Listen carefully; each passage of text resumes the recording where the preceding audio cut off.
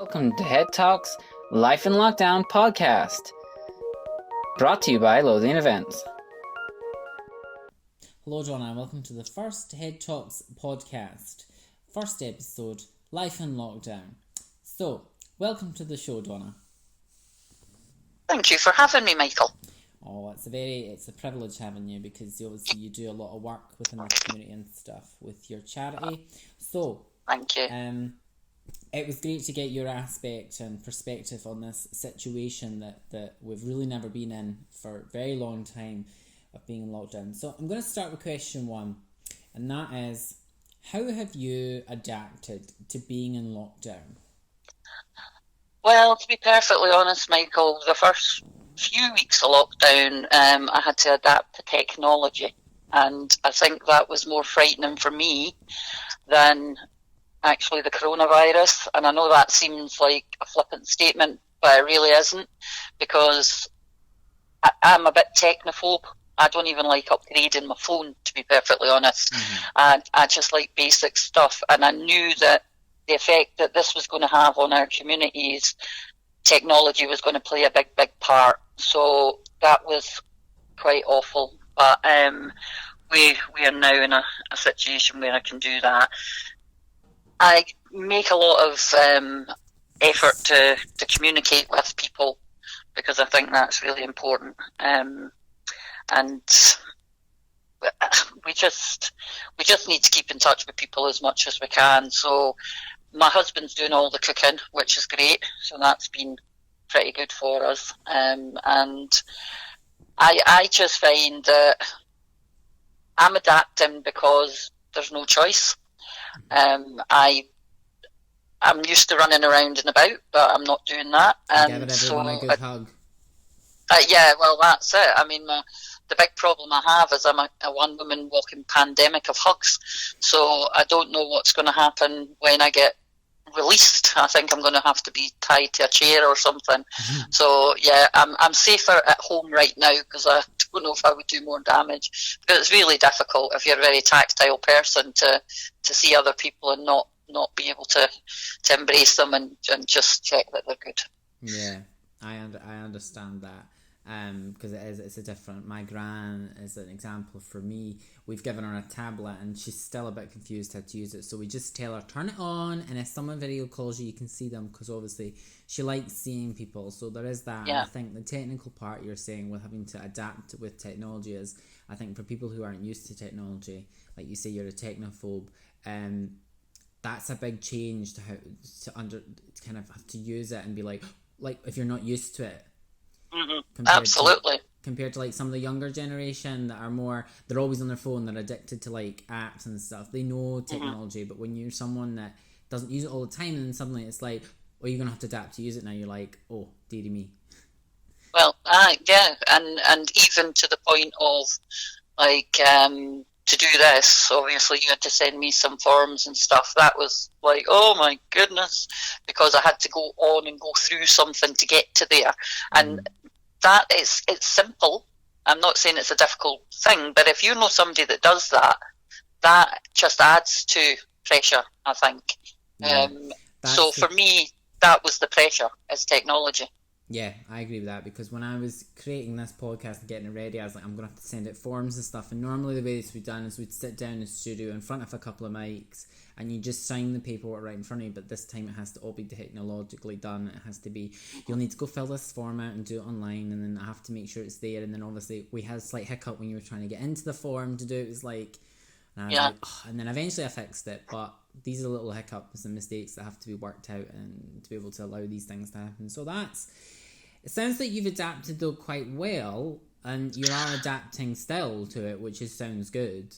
Like, yeah, I think I am adapting because there's no alternative, and I think obviously my history and what's went on in my life, and I've had to adapt to major situations personally.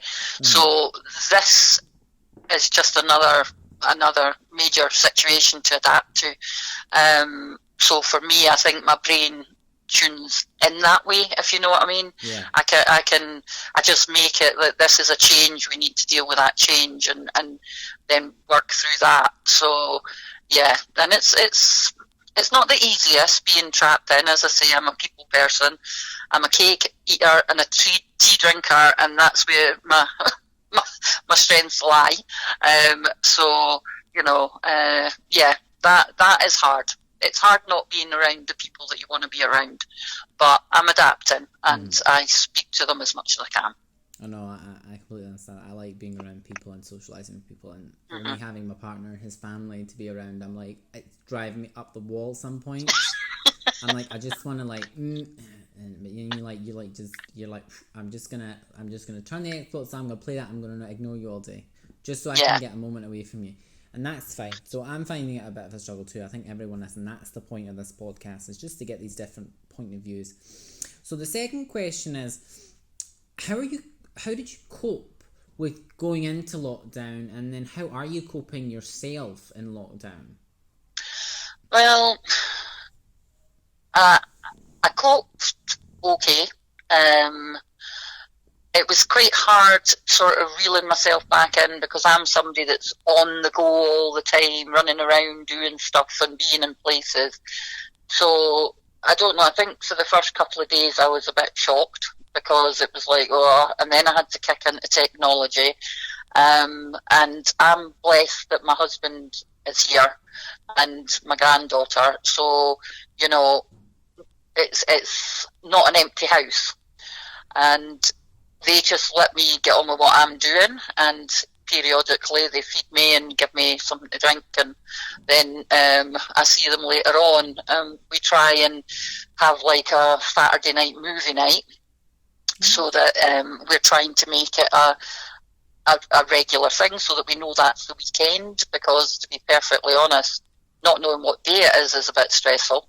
You have to look on your phone or check the telly or something like that.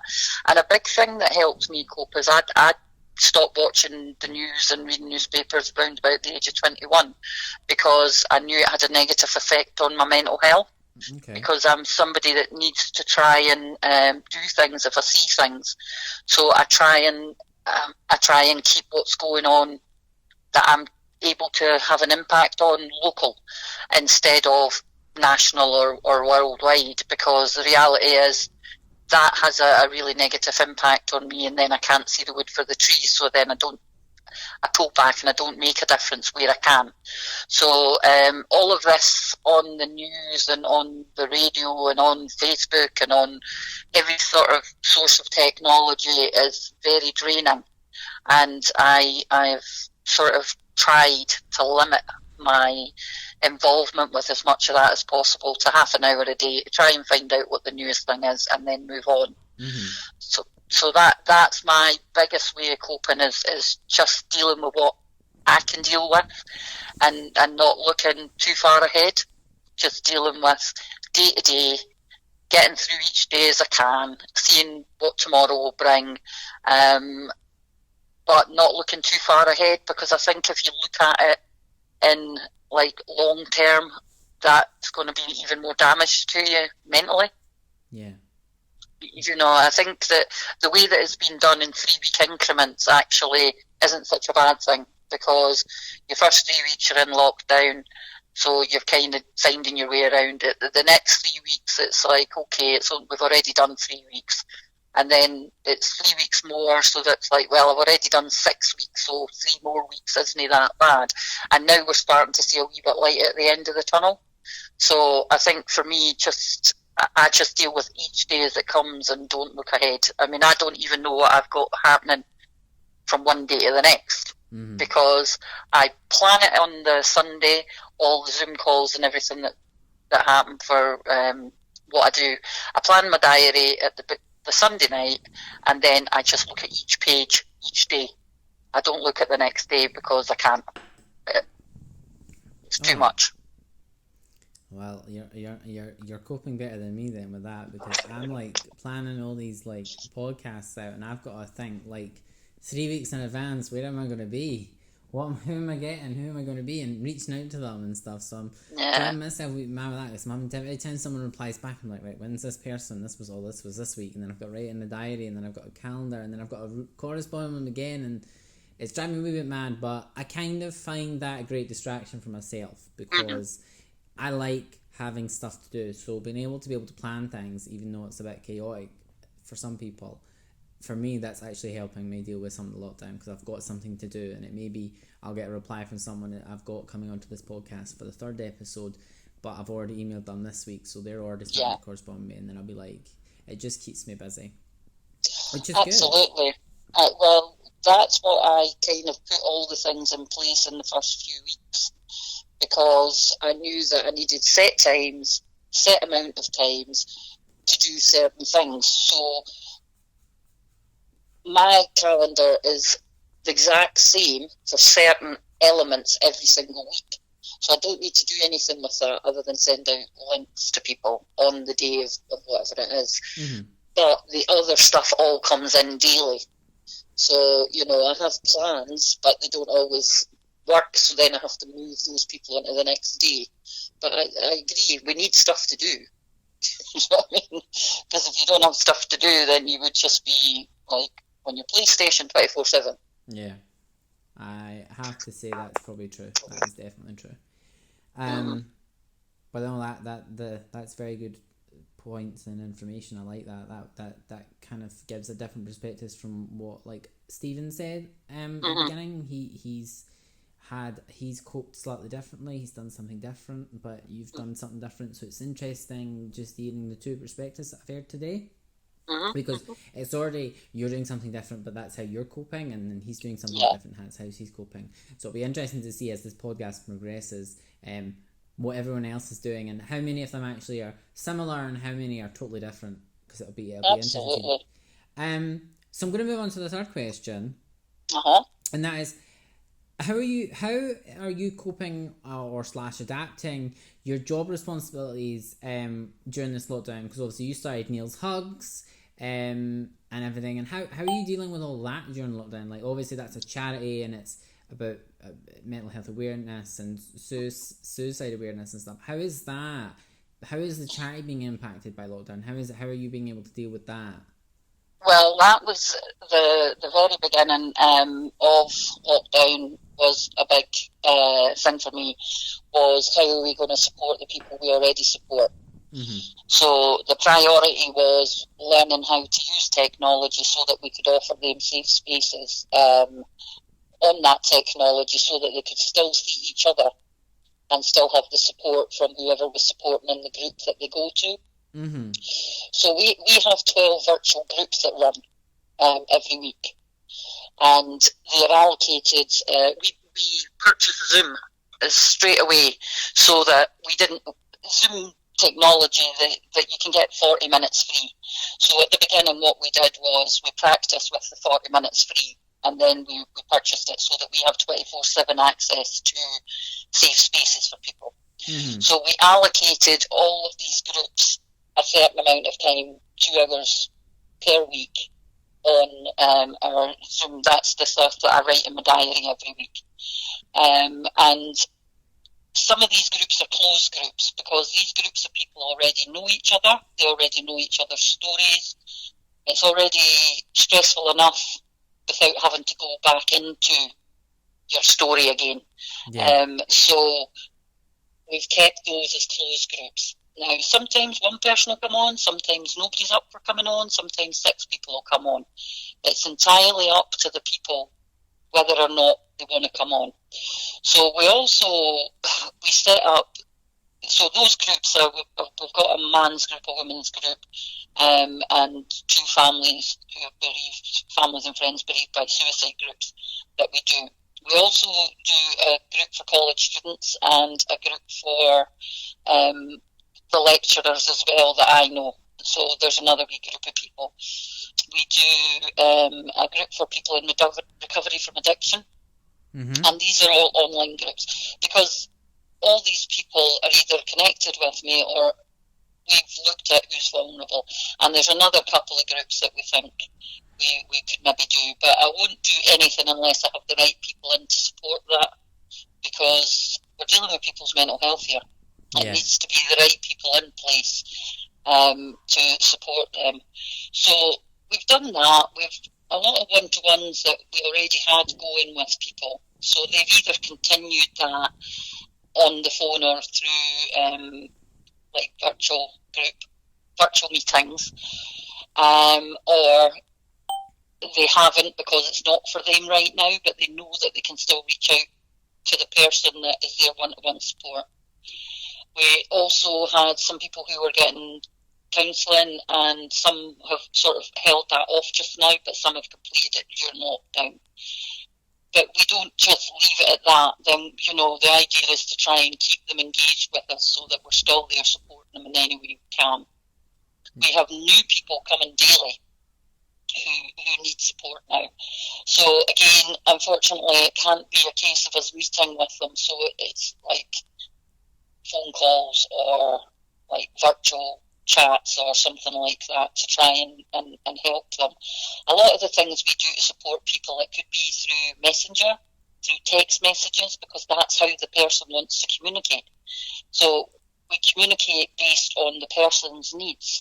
So supporting somebody ranges from them either coming onto groups, having one-to-one support, doing Messenger, doing text, doing phone calls. And that was my priority at the very beginning of lockdown, was to make sure we had all these safe spaces and we had the people in place to help support people. So that's what we've done.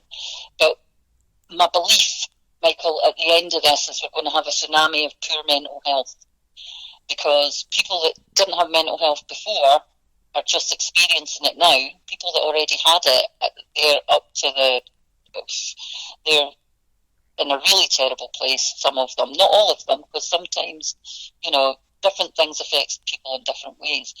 So our priority is, going forward, what we're looking at is we put out an advertisement for volunteers to become befrienders at the end of this, so that we can start getting people back into society by having somebody that they start off with, like maybe going for a wee cup of tea, and eventually find some sort of group or some sort of group of people that become their social group. So the end result will be that they'll have had somebody to support them getting to that place where they have their own group of people that they want to go to. So whether it's crafting or for lunch or whatever it is. So we did some advertising for that, and we've got some amazing people coming on to volunteer with us. So that's our next process to get our way through this, is get them trained up, and then they're ready to go once lockdown's finished.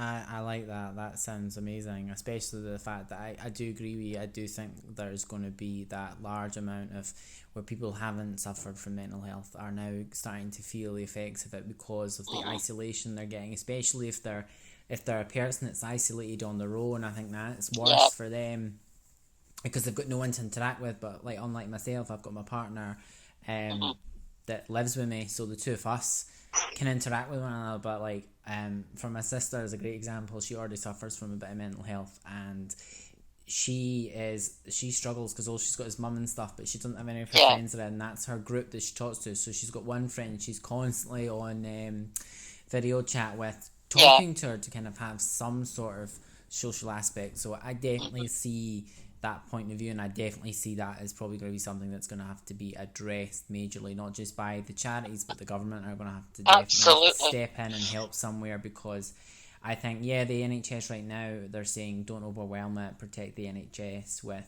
staying in home and stuff, but then the NHS is going to have to do something to help support mental health, because that's part of their service as well. So I don't think they can just leave it to the charities like yourselves and stuff to go, right, we'll just go and sort that, and we'll just keep it. I think they have to make sure the NHS is able to assist in ways that it can. Absolutely, but the thing with the situation is the NHS are doing every single thing they can at the moment with the pandemic we've got, and there is some sort of mental health services still out there. Not enough, in my opinion, but I think what will have to happen is the way that the government have treated the pandemic, they will need to switch that attention to mental health after this pandemic is over, or at least under control, because people are losing family members and they're not having the opportunity to grieve. they're not having the right opportunity to be with them. There's people who are losing their jobs, their businesses, they might lose houses because of it. They're getting into debt. They can't feed their families.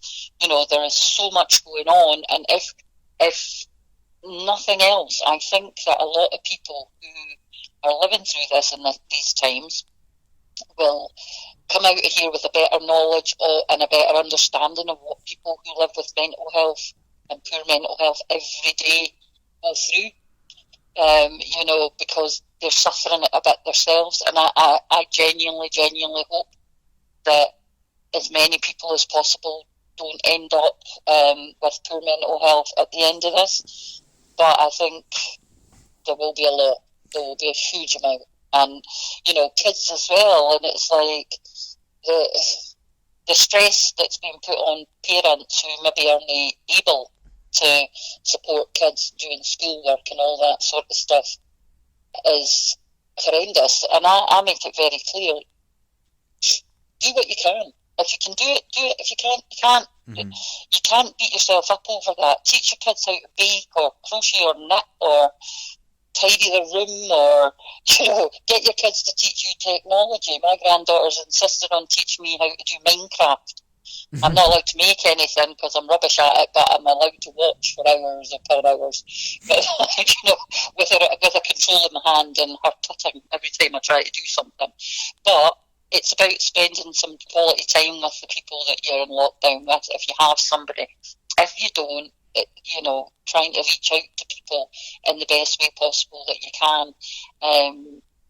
We have somebody an older gentleman that I speak to regularly, and other people do.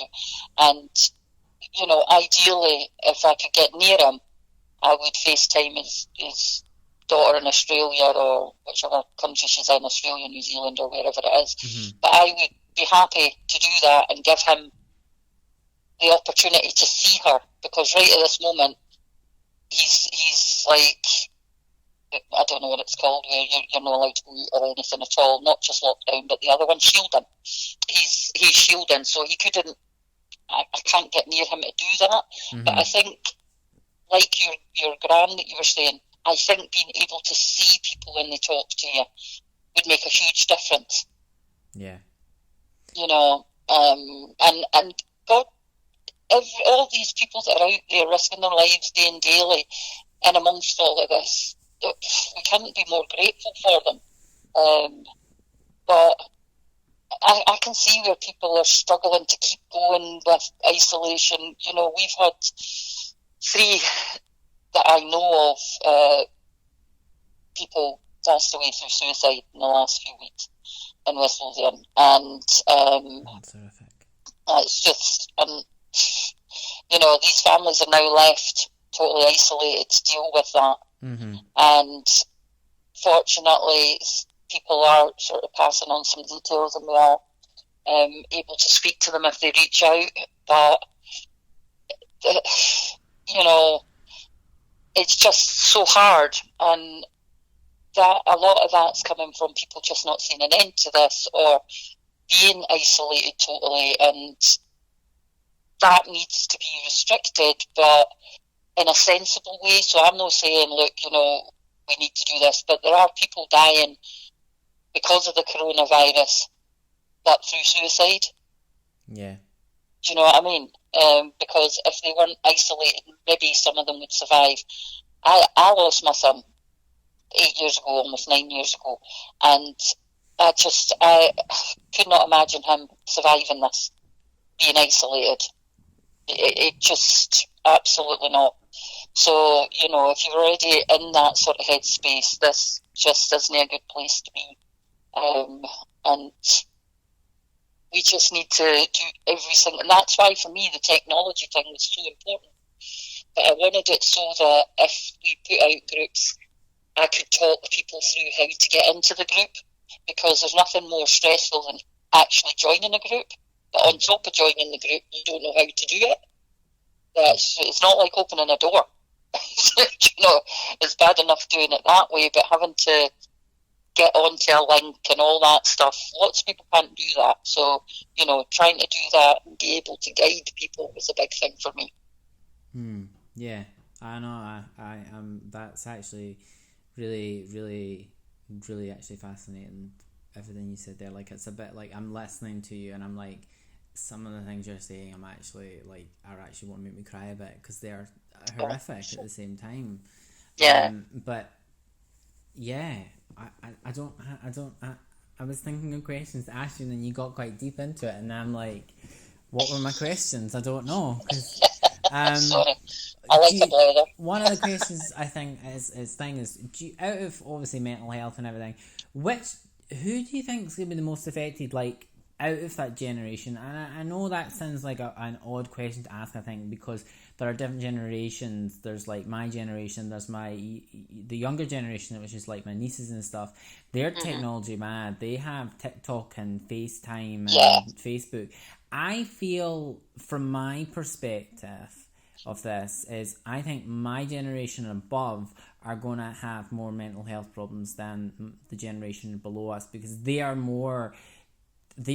technology is their life. They communicate with their friends via all these things. They don't really go out and socialise. So I don't think they're finding the physical social isolation as much as we're feeling it, because we're used to going out to the pub or going out to a cafe or having lunch with family and that. They don't really do that. They sit in their rooms on their laptops watching Netflix and video chatting and texting, and the most common thing right now is TikToking, and they're all still doing that. And I'm like, I don't think they're going to have... I don't think they are going to have the biggest mental health impact in certain ways, if that makes sense. But that's just my personal opinion. I don't know if you've maybe got a similar opinion to that or not. I think you're right in as much as a lot of the generations vary in their ability to use technology to communicate. But I think that the younger people are losing out on so many things, like spending time with grandparents, or, going out and meeting their friends at the park. I think, teenagers in general, a lot of the time hang around the rooms, but there are a lot of kids that are very active, very socially active, out doing sports and out doing, say, sea cadets or air cadets, or they're doing judo, or they're doing horse riding, or whatever it is that they're doing. Now, this to them would be just as traumatic, I believe, as it would be to any people that go out and do social stuff. So I don't know. I think the interaction at school and everything. There's some kids that will thrive in sitting in their bedroom doing their homework, getting on with what they need to do, and then chit chatting to their pals. But there's going to be other kids that are in a really, really deep place, dark place. Sometimes it's not just that, though. They're maybe in households that are difficult. So they're maybe some of the kids out there aren't going to be safe, so that will have huge detrimental effects to their mental health, because they used to be able to go to school and at least have some safe time. I think a lot of the older people, they're struggling because they can't see people. So I don't know. I think every generation's going to be affected in some way, shape, or form. And a lot of the time, I think people think suicide is like just something like, well, poor mental health. But back to what sort of happened in my world, suicide. People think that it's like maybe younger people or middle-aged people. 80-odd-year-old people complete suicide, and it's just like so. It doesn't matter what age range, it's the individual and the effect it's going to have on them. No two kids are the same, as are no two old people are the same. And I think generational wise, yep, some of the young people right now will be having a blast because they're getting to do what they love the most, but there'll be some kids that don't have that technology, so they're totally sitting in their houses isolated, got nobody. I never thought of it like that. That's actually a good point. So I'm now going to just go on to the last question, because that was really, really interesting, and I think it'll give a lot of people that listen to this food for thought and thinking of different things as well. Is there any tips or things you would tell people and our listeners that are listening to this podcast to help keep themselves a bit how shall we say it, sane and kind of keeping their mental health up a bit and ways of helping. Is there any advice you would give them that way, just to kind of like not make sure they're not driving themselves stir crazy kind of thing, but they're keeping sane? Yeah, I know exactly what you mean. I think, normally what we would always say to people is get out, get some fresh air, and we have the opportunity to do that. I have an 11-year-old granddaughter, so in my house there's no opportunity to do that because she'll just not go out. So, we can't just abandon her, so we would have to do it individual. So I think if you can get out and about, get some fresh air, do that. If you're on our page, we share links to people that do meditation for free. If you can read a book, read a book. If you're somebody like me, I was an avid book reader, but after the trauma of losing Neil, I just can't do a book.